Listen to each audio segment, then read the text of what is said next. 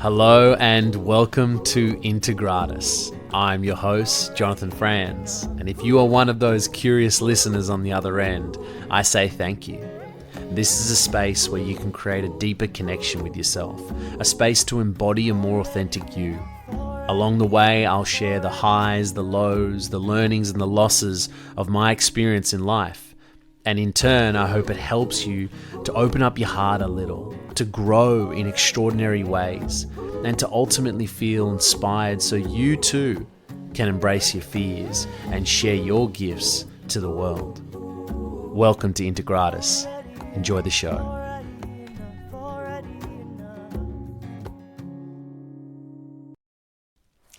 Hello and welcome back to Integratus. This is episode 2. I repeat, episode 2. I'm laughing because on episode 1, if you haven't heard it, I give a pretty gnarly stat about podcast, and yeah, I'm not at episode 3 yet, so I haven't made it in the top 21%. However, I'm getting close. So just for some context, if you have a podcast and you've made it past 3 episodes, you're in the top 21%. And if you have a podcast and you're past 21 episodes, you're in the top 1% of all podcasts. That really blew me away. So I'm at episode 2. Yay. Give me a little clap, a little cheers wherever you are. And give yourself a little cheers as well. Thanks for coming on the journey. I really appreciate anyone that listens to this, and I hope you get some value out of it. Anyway, I'm your host if you're just coming to Integratus for the first time. My name is Jonathan Franz, and I want to share all things growth and healing, and keep this space as an opportunity to enliven your life, embrace your fears, the things that you're freaking terrified of, and know that you want to do in life, and then also really start to cultivate the gifts that are going to get you there. That's the journey that I'm on, and that's the journey that I really want to share for myself. So definitely for myself, because I can feel this is a therapeutic experience, and also for whoever tunes in. So thank you. I also hope you're nourishing yourself too. You know, it's Sunday, recording this episode, and Sunday's a really beautiful day. It's a slow day. I quoted Richard Rudd, who's a mentor and a teacher for me in my life currently, and he talks about Sunday consciousness. You know, like when Sunday consciousness feels different. Like if you wake up early on a Sunday, everything's quiet. Like even the birds are quiet. Something about Sundays are really magnificent, and I believe Sunday is a day of rest, and it's important to restore your energy and do things that are important to you on all days, but something about a Sunday just feels a little bit special. So I'm doing this is important to me, and it's a Sunday, so hey, maybe it's a Sunday for you too. Okay, cool. So today I want to share a story with you. I was at a gathering last weekend, and I had a really profound conversation with a man. And as I was having the conversation, I was thinking, man, this is like a lot of men are going through this. In fact, a lot of relationships are enduring this. And I thought, man, I want to share this on the podcast. So here I am. I hope I give this some justice, and you're listening with grace on the other end and with openness as well. So maybe you can get some answers for yourself, and you can feel into what could be here for you in your relationship. And if you're not in a relationship, what could be here for you as a man or a woman. Okay, so I've been fasting, and I've been doing fasts I've been fasting for a long time. I don't know, maybe for the last 5 years I've done fasts off and on. And currently I'm exploring 2-day fasts, 1-day fasts, 3-day fasts in lead up to a solo retreat that I've organized for myself in the Blue Mountains in July. And I'm trying to work out whether or not I want to do that retreat fasted with just water, maybe some black coffee, or I actually want to eat maybe once a day. I'm just looking at my energy levels. So this is relevant to the story and this incredible man who I had a conversation with, and also relationship. So just hold on there. I haven't lost you yet, but I just want to set the scene with I've been fasting. So I walk into this gathering and there's just been a beautiful meal prepared. Like a Sri Lankan curry and lots of cool little appetizers and dips and chicken skewers. And I mean, the whole gamut of beautiful, nourishing food with great people. And I'm in the middle of a fast. So and whenever I come into things like this and I am fasted, I mean, it is tough because although I am here, I am like with this company, I can't actually embrace a big part of the love that, or at least the conversation that's happening because of the food. And I just do my best efforts to be there. And sometimes I get judgment and sometimes I get enormous amount of curiosity with like what I'm doing and why I'm doing it. Most of the time I actually get curiosity, which is awesome. It says I'm hanging around with the right people. If you're getting a lot of judgment in your life with the people around you, you really want to ask yourself, are they the right people for you? And they may be not. So, and you have the opportunity to change that. But anyway, I digress. So I'm fasting and this man comes up to me and he's like, man, I've never done a fast before. I would really like to try one day. And I was like, yeah, great. Like, he's like, yeah, I'm already fasting till about 12 o'clock and, you know, telling me a little bit about how he's been feeling because of that. And, you know, I'm just there encouraging him to do an extra couple of hours or even a day. And he's getting a lot of hype and energy about it. But I could feel like still quite a bit of clench around him wanting to do the fast. And like, what I mean by clench is it's like, you know, when you really want to try something because you want to change yourself. But the reason that you want to change is equally positive, and it's also got a hint of like negativity or pain associated to it. And pretty much all change has this dance. And I could feel like when he was saying, I really want to do a fast, and I asked him why, and he's like, because I want to strengthen my mind. I want to have that fortitude and that ability to say no, and I don't think we need a whole bunch of food to survive, which is all true. But I could feel like this grip, this like energetic grip of like, my mind's not where I want it to be. What do I got to do to strengthen my mind? Let me undertake a challenge, something that I know is difficult. So when I complete it, I can say that I've developed a stronger mind. And like a lot of men, including myself, are operating from this energetic foundation of like, I'm not where I want to be. I'm not enough. I don't feel capable and 100% worthy. So what can I do to get evidence that I am worthy? I am enough. I know I'm digging deep on the rabbit hole right now, but I do this for a living and I'm with people all the time and I can see so many different things, but it's all about energy. It's all about the energetic tone behind the words, never about the words, always about the energy behind the words.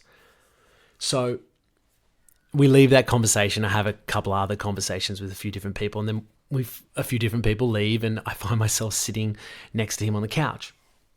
We start talking about fasting again, and he was saying that I'm really, and I just start asking questions, man. I'm just a curious dude asking questions because I'm interested in people. I'm interested in how people live their lives.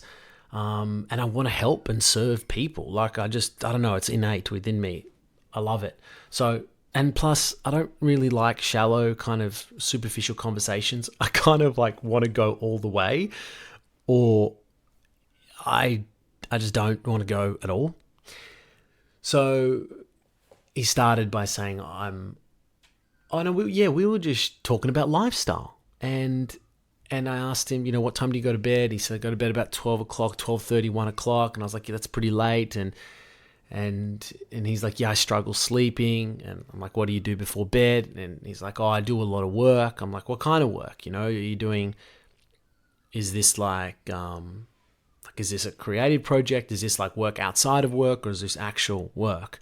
And he's like, nah, it's actual work. And I'm like, well, like answering like emails, or he's like, yeah, answering emails, and yeah, just doing tasks and got to meet deadlines and so forth and so forth. And it turns out he's a lawyer. And what I know about lawyers is that they have like demanding jobs, and the expectation to work around the clock is exactly that. It's an expectation, and without clear boundaries and practices, it can just completely wash over one's life, and there isn't a lot of time for other things. So, and he was in that space. And I asked him, like, do you have to work? Like, do you have to actually work at that time? And he said, no, not really. And I said, well, why do you do it? And he says, there's always something to do. And the reality is that there's always something to do. So where do we draw the line? Where do we make that choice in our lives to say, actually, no, this is not work time. This is rest time. This is relationship time. This is creative time. This is me time. Like whatever it is, like, you want some clear boundaries around your work and those demands. So I asked a few more questions. Like, what time do you have dinner? It has dinner around about 8 o'clock. I said, do you have dinner with your partner? And he says, no, like typically she has dinner at the office. She's also a lawyer, and the office provides dinner, which is, again, if you're in one of these big organizations and you're going into the city and you've got an office, that company is going to be putting on food, whether it be breakfast, lunch, and dinner. I mean, sometimes meals are just catered around the clock. Again, there's this kind of incentive to stay back, to stay at work, to like build the family at work, which I like, yes, all great things. And one must be discerning about how they navigate that as well. And again, without clear practices and without clear boundaries, it all just washes into one. And weeks go by, years go by, decades go by, and it's like, what the heck?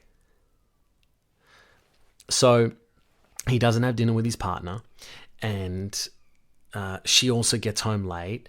And when she gets home, they have a little bit of a conversation, and then they both get back into work. And, going to bed at 12 o'clock, 12:30, waking up at 8 a.m., it's like you're very stimulated before bed. And our minds are just like already on so much. And if we're turning on our minds, especially with something like work, before bed, it's going to be really hard to sleep. And you're also bringing in all the pressures that work is associated with. So there's anxiety, so there's overwhelm, so there's replying, so there's you're never actually off, right? And I was like, man, when do you connect with your partner? And he's like, oh, we kind of don't.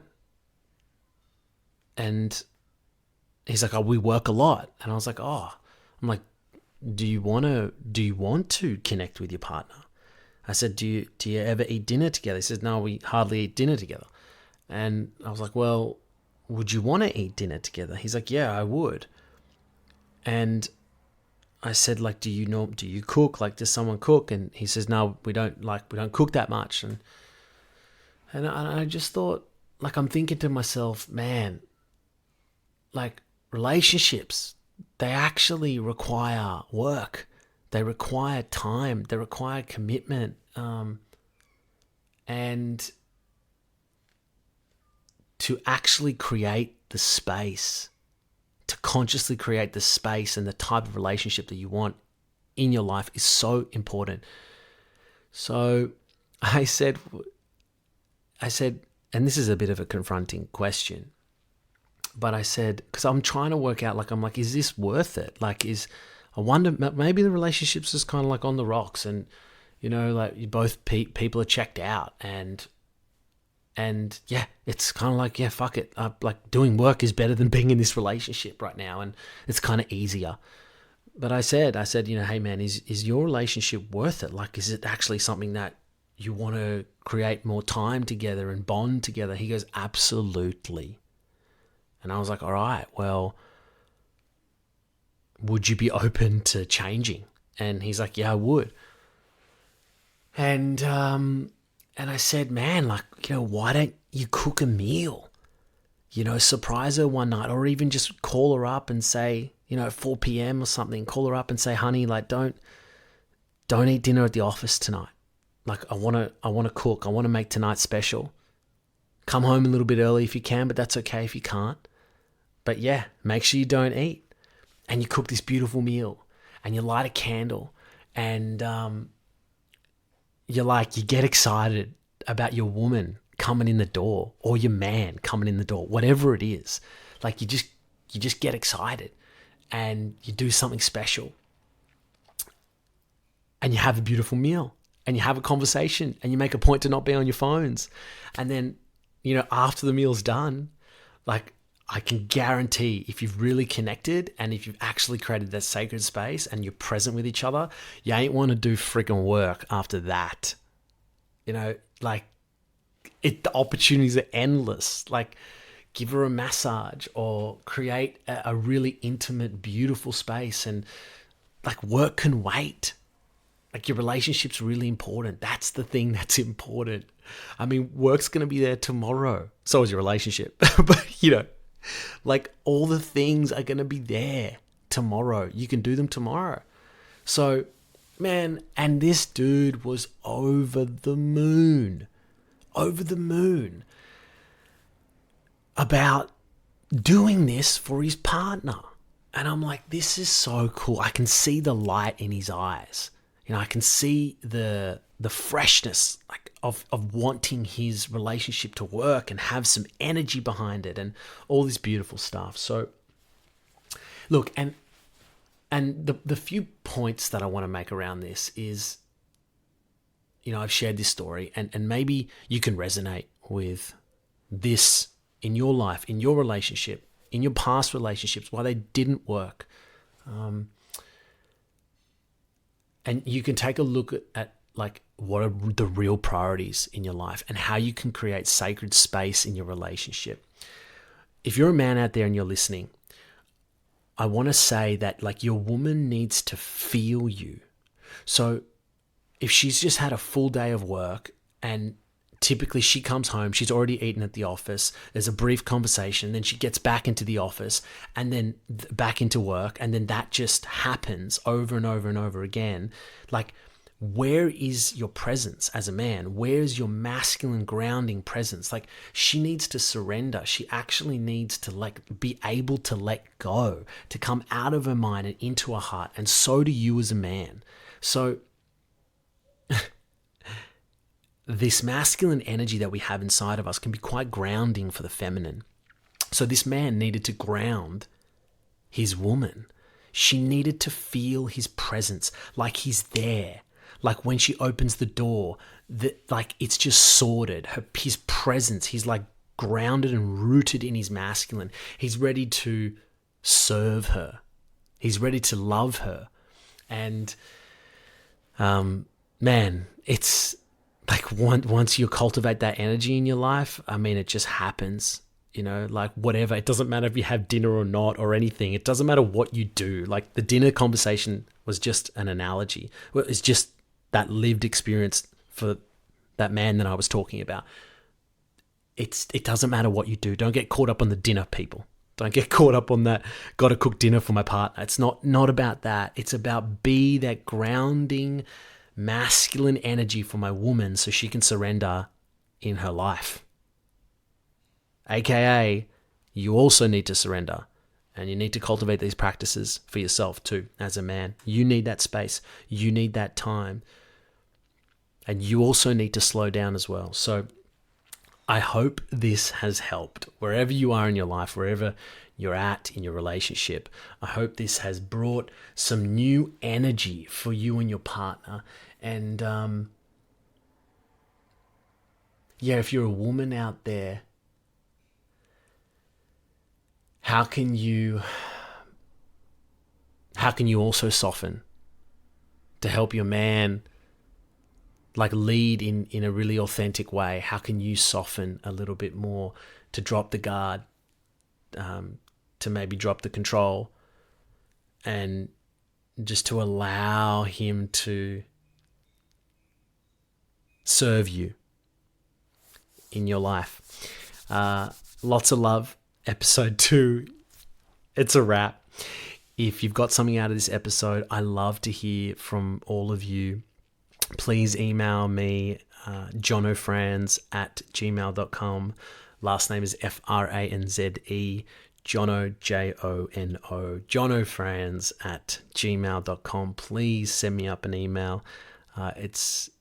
There's nothing more that I really enjoy than hearing from you and what you're going through. So please share. Until next time, embody integratus, love deeply in your relationship, and smile. Smile and allow the light in your life. Peace. Catch you on the flip side. Bye.